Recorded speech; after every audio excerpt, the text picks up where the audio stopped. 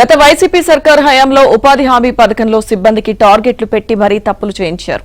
కూలీలకు పనులు లేకుండానే మస్టర్లు వేయాలంటూ హుకుం జారీ చేసి కోట్ల పనిదినాలు పూర్తి చేయించినట్లుగా లెక్కలు రాసుకున్నారు. ఆ తప్పులు కప్పిపుచ్చుకునేందుకు social audit, quality control, vigilance విభాగం, అంబుడ్స్మన్ వ్యవస్థలను నిర్వీర్యం చేశారు. ఇలాంటి తప్పులతో ఏపీలో పథకం లక్ష్యం దెబ్బతిందని రాష్ట్ర పంచాయతీరాజ్, గ్రామీణాభివృద్ది శాఖ ముఖ్య కార్యదర్శికి కేంద్ర గ్రామీణాభివృద్ది శాఖ లేఖ రాసింది. ఈ నేపథ్యంలో 2023-24లో చేపట్టిన పనులపై కూటమి ప్రభుత్వం సోషల్ ఆడిట్ డైరెక్టర్ను మార్చి పకడ్బందీగా తనిఖీలు చేస్తుండటంతో అప్పట్లో చేసిన తప్పులు భారీగా వెలుగు చూస్తున్నాయి.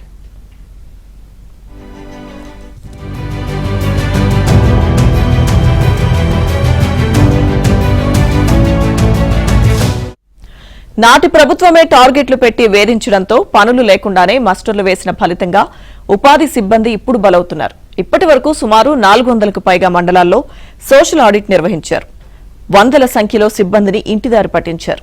అప్పటి ప్రభుత్వం చేయించిన తప్పులకు తాము ఉద్యోగాలు కోల్పోతున్నామని వారంతా వాపోతున్నారు.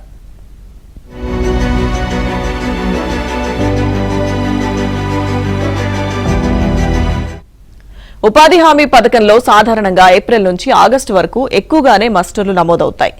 ఆ తర్వాత ఒక్కో ప్రాంతంలో వ్యవసాయ పనులు ముమ్మరమైతే ఈ పనులకు హాజరయ్యే వారి సంఖ్య తగ్గుతుంది. అయితే వైసీపీ ప్రభుత్వ హయాంలో పనులతో సంబంధం లేకుండానే మస్టర్లు వేసేశారు. గ్రామాల్లో పనులు కూలీల ద్వారా చేయిస్తే దానికి అనుగుణంగా మెటీరియల్ పనులు చేసేందుకు కేంద్రం నిధులిస్తుంది.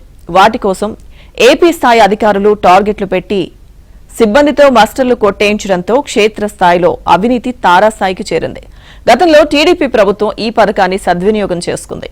అయితే వైసీపీ సర్కారు మాత్రం దొడ్డిదారిని ఎంచుకుంది.